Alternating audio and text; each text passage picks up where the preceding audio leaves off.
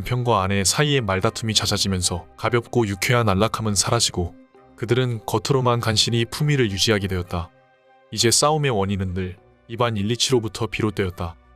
이반 일리치는 자신이 요즘 병에 걸려 아파서 그런 거라고 생각하고 의사를 찾아갔다. 하지만 모두 예상한 대로였다. 언제나 그렇고 그런 뻔한 절차가 시작되었다. 저명하다는 의사도 그가 법원에서 자신이 피고를 대할 때처럼 똑같은 태도로 그를 대했다. 이곳저곳 두드려보기, 청진기 대보기, 뻔한 대답을 요구하는 질문 등을 무심하게 반복했다. 하지만 이반 일리치가 알고 싶은 것은 딱 하나, 상태가 심각한지 아닌지 여부였다. 그러니까 대체 위험합니까? 아닙니까? 의사는 표정이 굳으며 그를 향해 말했다. 그 표정은 만약 피고가 허용된 범위를 벗어나 질문했을 때 자신이 짓던 표정 같았다. 저는 이미 필요한 말씀을 적절하게 다 드렸습니다. 더 정확한 것은 검사 결과가 나와봐야 합니다. 이반 일리치는 그 말을 곱씹어보다가 결국 아주 심각하다는 의미로 받아들였다. 그는 집으로 돌아와 아내와 딸에게 의사를 만나 들었던 것을 이야기했다. 그러나 외출하려던 모녀는 이반 일리치의 지루한 이야기를 다 듣지도 않고 이렇게 말했다. 어쨌든 아주 잘 됐네요. 이제부터 제발 신경 써서 꼬박꼬박 약을 드세요. 이반 일리치는 그래 뭐 아직은 괜찮을지도 모르지. 라며 한숨을 크게 쉬었다. 그러나 그의 병세는 아주 점진적으로 서서히 악화되고 있었다. 옆구리의 통증은 계속해서 그를 괴롭히며 갈수록 심해지더니 이제는 잠시도 멈추지 않을 기세였다. 입안에서 점점 더 이상한 맛이 났고 역겹고 이상한 냄새가 풀풀 나는 것 같아 식욕도 떨어지고 기력도 현저히 약화되었다. 이제 더 이상 자신을 속일 수가 없었다. 뭔가 무서운 일이 이반 일리치가 이제까지 살아오면서 단 한 번도 겪어보지 못한 그런 심각한 일이 그의 몸속에서 일어나고 있었다. 그걸 아는 사람은 오직 그 자신뿐이었고 주위 사람들은 아무도 이해하지 못했고 이해하려 하지도 않았다. 그렇게 그는 파멸의 끝자락에서 자신을 이해하며 마음 아파하는 사람 하나 없이 홀로 외롭게 살아가야만 했다. 그렇게 한 달이 지나고 또 한 달이 지나갔다. 그는 이제 갑자기 문제가 전혀 다른 각도에서 보이기 시작했다. 삶이냐 죽음이냐의 문제다. 그래 아직 살아있지만 생명이 자꾸 빠져나가고 있는데 난 잡을 수가 없다. 맞다. 더 이상 나 자신을 속일 수는 없다. 내가 죽어가고 있다는 걸 나 말고는 모두들 다 분명히 알고 있다. 문제는 몇 주, 아니 며칠을 더 살 수 있느냐 뿐이다. 아니 지금 당장일 수도 있다. 화나던 세상이 이제 암흑이구나. 지금 난 여기에 있는데 도대체 어디로 간단 말이냐. 도대체 어디로. 한기가 덮치며 숨이 멎었다. 심장이 뛰는 소리만 들렸다. 내가 없다는 건 어떻게 된다는 거지? 아무것도 없다는 것인가? 내가 없어지면 그럼 난 어디에 있다는 건가? 정말 죽음인가? 아니야, 죽고 싶지 않아. 이반 일리치는 자신이 죽어간다는 사실을 깨닫고는 절망 속에서 헤어나지 못했다. 자신이 죽어간다는 사실을 마음속 깊은 곳에서는 분명히 인정했지만 여전히 그것을 받아들일 수가 없었다. 아무리 이해하려고 해도 도저히 이해되지 않았던 것이다. 이를테면 키제베토 논리학에서 배운 3단 논법을 보면 율리우스 카이사르는 인간이다. 인간은 죽는다. 고로 카이사르도 죽는다는 것이다. 이반 일리치는 이제까지 살아오면서 바로 이런 명백한 사실이 카이사르에게만 해당되지 자신에게는 도무지 해당되지 않는다고 생각해왔다. 카이사르는 인간이니까, 일반적인 인간이니까 당연히 그 말은 맞는 말이다. 하지만 이반 일리치 자신은 카이사르도 아니고 일반적인 보통 사람도 아니다. 그는 언제나 자신을 남과 전혀 다른 특별한 존재라고 생각해왔다. 내가 죽을 수 있다는 건 도저히 있을 수 없는 일이다. 그건 너무 끔찍한 일이다. 그는 도저히 자신의 죽음을 받아들일 수 없었다. 일이나 하자. 그래, 난 일 때문에 살아왔잖아. 이반 일리치는 온갖 생각을 떨쳐내며 법원으로 출근하여 재판을 진행했다. 그러나 재판 중에도 빨아들일 것 같은 아픔을 동반한 옆구리 통증이 어김없이 찾아왔다. 이반 일리치는 정신을 가다듬고 어떻게든 통증에 대한 생각 자체를 떨쳐내려고 했지만 통증은 결코 떠나지 않았다. 죽음은 전혀 비켜나지 않고 정면으로 버티고 서서 그를 바라보고 있었다. 이젠 법원 일도 그를 죽음으로부터 벗어날 수 있게 해주는 방편이 되지 못했다. 죽음이란 놈은 그저 죽음만을 바라보도록 피하지 않고 똑바로 죽음을 응시하도록 모든 일을 손에서 내려놓고 그저 형언할 수 없는 고통을 느끼게만 했다. 근래 들어 이반 일리치는 자신이 직접 꾸민 응접실로 나오는 경우가 부쩍 잦아졌다. 그가 사다리에서 미끄러져 넘어진 바로 그 방이었다. 그때 다친 옆구리에서 병이 시작되었으니 결국 이 방을 꾸미기 위해 목숨을 바친 것이나 다름없다는 생각을 하면 쓴웃음이 나왔다. 그래, 맞다. 바로 여기에서 저 커튼을 달다가 기습당한 것처럼 목숨이 날아간 거다. 어떻게 그럴 수가 있지? 어떻게 이렇게 끔찍하고 말도 안 되는 일이 일어날 수 있단 말인가? 이건 아니야. 절대 그럴 수 없어. 하지만 사실 아닌가? 이런 상태에서 벗어나기 위해 이반 127는 무엇이든 그를 지켜줄 위안이 될 만한 방어막을 찾으려고 했고 그중 어떤 것은 잠시 뿐일망정 그를 구원해 주는 것 같았다.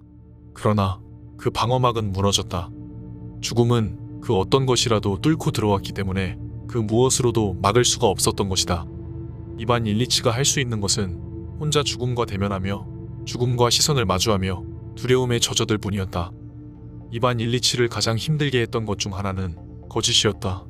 그가 죽어가는 것이 아니라 병이 들었을 뿐이고 안정을 취하고 치료하면 곧 아주 좋아질 것이라고 모두들 빤한 거짓말을 해댔다. 그러나 아무리 무슨 짓을 하더라도 갈수록 심해지는 고통과 죽음밖에 남은 것이 없다는 사실을 그 자신도 이미 잘 알고 있었다. 사람들의 거짓말은 그를 더욱 힘들게 만들었다. 사람들은 모두가 알고 있고 이반 127 자신도 알고 있는 사실을 인정하지 않고 끔찍한 그의 상태를 감추려고만 했다. 게다가 이반 127마저 그런 거짓말에 동참하게 하려고 했다. 거짓말, 죽기 직전까지도 멈추지 않을 이런 거짓말. 이 무섭고 장엄한 죽음의 의식을 인사차 들렀다든지 따위에 일상의 사소한 것들과 같은 수준으로 격하하는 이런 거짓말이 이반 127는 소름이 끼치도록 끔찍하고 싫었다. 이제 그만 거짓말은 집어치워. 내가 죽어간다는 것은 당신들이나 나나 다 알고 있는 사실이잖아. 그러니까 제발 이제 최소한 거짓말을 하지 말란 말이야. 나는 절규가 목구멍까지 차올랐지만 이상하게도 그걸 내뱉지는 않았다. 그것이 바로 그가 평생 지키려고 애써온 품이라는 것이었다. 그 누구도 진심으로 그를 안타까워하지 않는다고 그는 생각했다. 거짓말 외에, 아니 그런 거짓말 때문에 사람들이 이반 127가 바라는 만큼 그를 위해 마음 아파하고 안타까워하지 않는다는 점이 그 무엇보다 괴로웠다. 사실 이반 127는 누군가 자신을 아픈 어린아이 대하듯이 그렇게 가엾게 여기며 보살펴주기를 가장 간절히 소원했다. 어린애를 어루만지고 달래듯이 다정하게 쓰다듬어주고 입을 맞추고 자기를 위해 울어주기를 그는 바랐다. 이반 127는 소리내어 울고 싶었고 그런 자신을 누군가 다정하게 어루만지며 같이 울어주기를 바랐다. 하지만 법원 동료인 셰베크 판사가 찾아오자 울며 동정을 구하는 대신 이반 127는 심각하고 엄한 표정을 지었다. 타성적으로 대법원 판결의 의미에 대해 자신의 견해를 표하고는 거듭 자신의 견해를 고집했다. 그 주변에 그리고 그 자신의 이런 거짓말이 이반 127의 생의 마지막 순간들을 해치는 가장 무서운 독이었다. 그는 더 이상 참지 못하고 어린애처럼 엉엉 울기 시작했다. 한없는 무력감과 끔찍한 고독이 사람들과 하느님의 냉혹함이 너무나 원망스러웠다. 도대체 왜 제게 이런 고통을 주시나요? 왜 저를 이렇게까지 고통스럽게 만드는 겁니까? 도대체 왜 절 이렇게까지 괴롭힌단 말입니까? 그는 대답을 기다리지 않고 울었다. 그러다가 그는 조용해졌다. 울음도 그치고 죽은 듯이 숨도 멈춘 채 정신을 집중했다. 그는 내면에서 솟아오르는 영혼의 목소리에 귀를 기울였다. 내게 필요한 것이 무엇이냐? 무엇이 필요하냐고. 더 이상 고통받지 않는 것. 그리고 사는 것. 사는 거라고. 어떻게 사는 거 말이냐? 전에 살던 것처럼 그렇게 사는 것이지. 기쁘고 즐겁게. 영혼의 목소리가 다시 물었다. 전에 어떻게 살았었는데 그렇게 기쁘고 즐거웠나? 그는 기억 속에서 이전에 즐거웠던 삶의 순간들을 하나씩 떠올려보기 시작했다. 하지만 이상하게도 예전에 좋았던 그 모든 순간들이 이제는 전혀 다르게 느껴졌다. 아주 어렸을 때의 추억을 빼고는 모든 것이 다 그랬다. 어린 시절에서 멀어지면 멀어질수록 그리고 현재에 가까워지면 가까워질수록 기뻤던 일들은 더욱더 더덥고 의심스러운 것으로 변했다. 애욕과 위선, 죽은 것 같은 공직 생활과 돈 걱정들. 그렇게 1년, 2년, 10년이 가고 20년이 갔다. 언제나 똑같은 생활이었다. 하루를 살면 하루 더 죽어가는 그런 삶이었다. 왜 이렇게 된 것이지?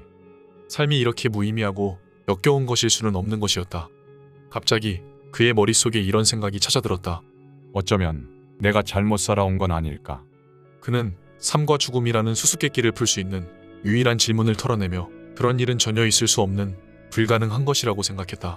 난 정해진 대로 그대로 다 했는데 어떻게 잘못될 수가 있단 말인가? 난 죄가 없어. 도대체 왜, 무엇 때문에 이 끔찍한 일을 겪어야 한단 말인가? 하지만 아무리 생각하고 또 생각해도 그는 해답을 찾을 수가 없었다. 결국 자신이 제대로 살지 못했기 때문이라는 생각이 자꾸만 찾아들었지만 그는 즉시 자신의 삶은 올바르고 정당했다고 강변하며 그 이상한 생각을 머릿속에서 털어내버렸다. 그리고 2주일이 더 지나갔다. 그는 침대를 마다하고 소파에만 누워 지냈다. 그리고 거의 언제나 벽 쪽으로 얼굴을 돌린 채 더욱더 심하게 다가오는 극심한 고통을 외롭게 견뎌내고 있었다. 그리고 여전히 풀리지 않는 고뇌 속에서 혼자서 외롭게 빠져 있었다. 이게 뭐야? 정말로 내가 죽는단 말인가? 그의 내면의 목소리는 이렇게 대답했다. 그래, 이젠 정말이야. 왜 이런 고통을 내가 겪어야 하지? 그러면 또 내면의 목소리가 대답했다. 그냥 그런 거야. 이유는 없어. 아무리 더 생각해도 결국 이런 대답 외에는 아무것도 없었다. 병이 시작되었을 때부터, 그러니까 이반 일리치가 의사를 처음 찾아갔을 때부터 그는 서로 상반된 두 가지 마음의 상태를 끝없이 오가고 있었다. 하나는 도저히 이해할 수 없는 끔찍한 죽음을 기다리는 절망이었고, 다른 하나는 자기 몸의 움직임을 열심히 관찰하며 치유될 것이라고 믿는 희망이었다. 이 두 가지 상반된 마음 상태는 발병 초기부터 서로 번갈아가며 나타났다. 그러나 병이 깊어질수록 희망은 더 환상적인 것으로 여겨졌고, 반면에 죽음은 더욱 현실적인 것으로 변해갔다. 희망이 한 방울 반짝이는가 싶다가도 이내 절망의 파도에 묻혀버리고 이어지는 통증과 통증, 괴로움과 괴로움, 모든 게 그대로였다. 혼자 있으면 견딜 수 없이 끔찍하게 외롭고, 누군가를 부르자니 다른 사람이 곁에 있으면 상태가 더욱 악화된다는 것을 그는 이미 잘 알고 있었다. 그와 그의 병에 대한 아내의 태도는 늘 그대로였다. 그녀는 남편이 의사가 하라는 대로 제대로 하지 않았기 때문에 모든 책임은 남편에게 있다. 그런데 자신은 그런 남편을 사랑하며 어떻게든 잘 되도록 하고 있다는 것이다. 그녀는 이런 태도에서 한 번도 벗어난 적이 없었다. 도대체 저분은 말을 듣질 않아요. 약도 제 시간에 먹는 법이 없다니까요. 게다가 더 큰 문제는 저런 상태로 누워있는 거예요. 그녀는 자신이 그를 위해 할 수 있는 건 모두 다 하겠으니 자신이 하는 일에 토를 달고 나서지 말라는 듯이 비아냥거리는 투로 말했다. 그는 아무 말 없이 얼굴을 찌푸렸다. 그는 자신을 둘러싼 이 거짓말이 너무나 뒤엉켜 있어서 이젠 어떻게 해도 풀어헤칠 수가 없다고 느꼈다. 이반 일리치는 고통스럽게 고독을 견디고 있었다. 수많은 사람들이 살아가는 도시 한복판에서 많고 많은 친구들과 가깝디 가까운 가족들 곁에서 느껴야 하는 고독함, 그것은 그 어디에서도, 바다 저 깊은 바닥에서도, 땅속 깊은 곳에서도 찾을 수 없는 처절한 고독이었다. 이런 고독 속에서 이반 일리치는 그저 과거의 추억만을 떠올리며 하루하루를 버티고 있었다. 기억은 다시 어린 시절로 달려갔고, 이반 일리치의 마음은 또 아파왔다. 오랜 옛 추억과 더불어 병이 나서 악화되었던 기억이 또 겹쳐서 떠올랐다. 지금 현재로부터 멀어질수록 더욱 생명이 충만했던 시절이었다. 삶 속의 선량함도 훨씬 많았고, 삶 그 자체도 훨씬 더 풍요로웠다. 그런데 이제 두 가지 생각이 하나로 뒤섞이기 시작했다. 갈수록 고통이 더욱더 심해지듯이 내 삶의 모든 것은 더욱더 나빠져만 갔군. 그렇게 또다시 2주일이 지나갔다. 이제 더 이상 약은 도움이 되지 않았다.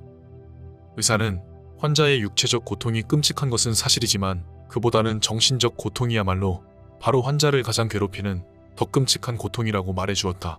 이반 일리치의 정신적 고통은 불현듯 떠오른 의심으로부터 시작되었다.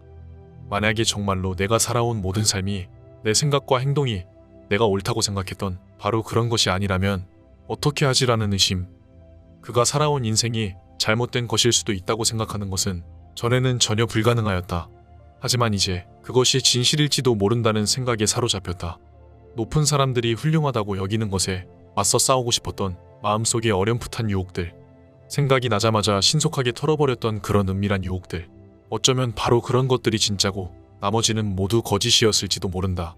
삶의 방식, 가족, 사교계와 직장의 모든 이해관계도 다 거짓인지 모른다. 그는 똑바로 누워 완전히 새로운 시각에서 자신의 인생을 되돌아보기 시작했다. 그리고 이날 아침 시종과 아내, 딸과 의사, 그들의 모든 행동거지 하나하나가 끔찍한 사실을 확인시켜 주었다. 그는 그들에게서 바로 자기 자신을, 그리고 자신이 살아온 삶의 방식을 볼 수 있었다. 그는 그 모든 것이 삶도 죽음도 가려버리는 하나의 무시무시하고 거대한 기만이었다는 점을 분명히 깨달았다. 이런 의식은 그의 고통을 몇 배, 몇십 배 가중시켰다. 그는 모두가 더욱 증오스러웠다. 그는 자신의 인생이 정당했다는 의식이 그를 끌어안고 앞으로 나아가지 못하게 하며 더더욱 그를 고통스럽게 만들고 있었던 것이다. 그러다가 이반 일리치는 문득 깨달았다. 그래, 모든 것이 잘못되었었다. 하지만 괜찮아. 어쩌면 아직 그걸 할 수 있어. 그런데 그게 대체 뭐지? 이반 일리치는 그의 삶이 모두 제대로 된 것이 아니지만 그러나 아직은 그걸 바로잡을 수 있다는 사실을 깨달았다. 그리고 자문했다. 그게 뭐지? 바로 그때 누군가 그의 손을 잡고 입 맞추는 것이 느껴졌다. 그는 눈을 뜨고 아들을 보았다. 아들이 너무나 안쓰러웠다. 아내도 눈물을 주체하지 못하고 다가왔다. 아내도 불쌍했다. 가족들이 모두 안쓰럽고 불쌍했다. 그는 이렇게 생각했다. 그래, 내가 모두를 괴롭히고 있구나. 그는 아내를 향해 눈으로 아들을 가리키며 말했다. 데리고 나가. 불쌍해. 당신도. 그는 용서해주라고 한마디 덧붙이고 싶었지만 보내주라고 말하고 말았다. 하지만 그 말을 바꿀 힘도 없었다. 알아들을 사람은 알아들을 것이었다. 그러자 돌연 모든 것이 환해지며 지금까지 그를 괴롭히며 마음속에 갇혀있던 것이 일순간 온갖 방향으로 한꺼번에 쏟아져 나왔다. 가족들이 모두 안쓰럽게 여겨지고 모두의 마음이 아프지 않도록 해주고 싶었다. 이 모든 고통으로부터 자신도 벗어나고 가족들도 다 벗어나게 해주어야 했다. 이 얼마나 간단하고 훌륭한 일인가. 그는 오랫동안 곁에서 떠나지 않던 죽음의 공포를 찾으려고 했으나 찾을 수 없었다. 죽음은 어디에 있지? 죽음이 뭐야? 죽음이란 것은 없었기 때문에 이제 그 어떤 공포도 있을 수 없었다. 죽음 대신 빛이 있었다. 누군가가 그를 굽어보며 말했다. 임종하셨습니다. 그는 이 말을 듣고 마음속에 되뇌었다. 끝난 건 죽음이야. 이제 더 이상 죽음은 존재하지 않아. 그는 길게 숨을 들이마시다가 그대로 멈추고 온몸을 쭉 뻗고 숨을 거두었다.